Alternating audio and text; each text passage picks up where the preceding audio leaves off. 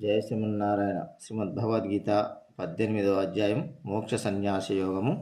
సర్వపుణ్యాలను ప్రసాదించేటటువంటి దివ్య ఔషధము. జపత్ అష్టాదశాధ్యాయ గీతానాం శ్లోక పంచకం యత్ పుణ్యేన చ సంప్రాప్తం తవ సామ్రాజ్యముత్తమం.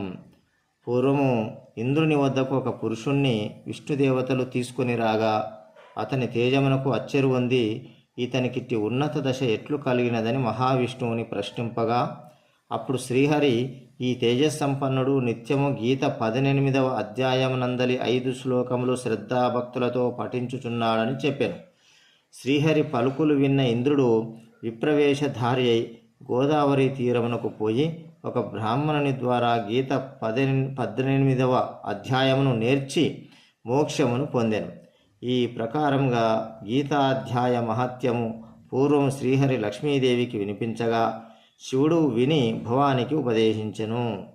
గీత అష్టాదశాధ్యాయ ఫలం సర్వపుణ్య ఫలము. శ్రీమద్భగవద్గీత. జయ శ్రీమన్నారాయణ.